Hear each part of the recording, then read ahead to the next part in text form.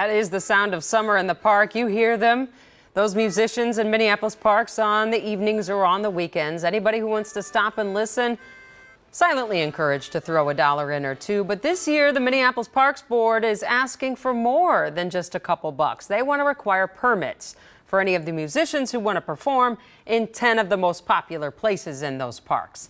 That isn't sitting solid for some of the people out there performing, and John Croman's here to talk about it. Hi, John. Hey, Jana. Well, I always thought the term busking was interchangeable with street musician, but the park board considers busking to be any kind of artistic endeavor performed for cash, including mimes and hula hoopers. So far, 39 artists have received permits from the park board, but they're not necessarily in harmony with that concept.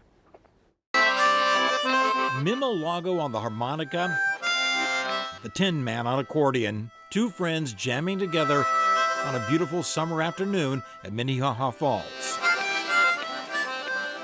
The Tin Man's in a pop duo with his wife, but picks up some spare change in Minneapolis parks. Thank you. My wife and I, we play pop music and country music, and I play Irish songs and Zydeco.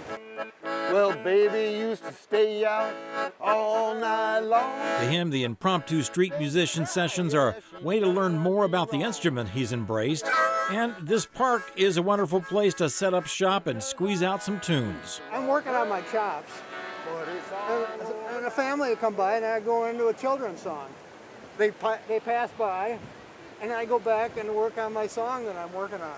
But starting this year, Thank you. any artist who performs for money in places like Minnehaha Falls needs to get a $40 annual busking permit from the Minneapolis Parks Board, something the Tin Man already took care of. We got a number.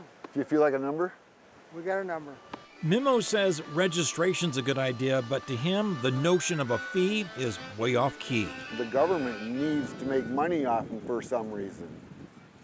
But the control, I mean, if you controlled it without taking their money, I mean, if you just made them register so that people know who they are, why charge them, These permits are only required for heavily trafficked parks like this one at Lake Harriet and the Stone Arch Bridge. And the city will work with artists who can't come up with the $40 in one lump sum.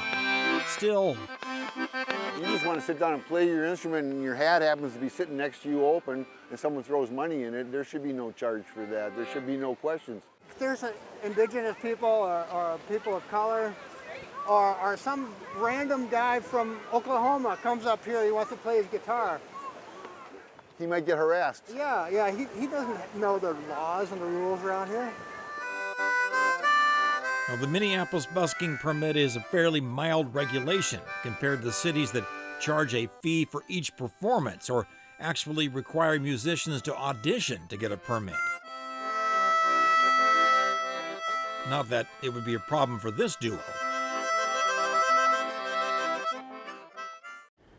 The Minneapolis Park Board said this is an effort to bring a greater variety of artists into the parks and to guard against buskers all congregating in the same spot.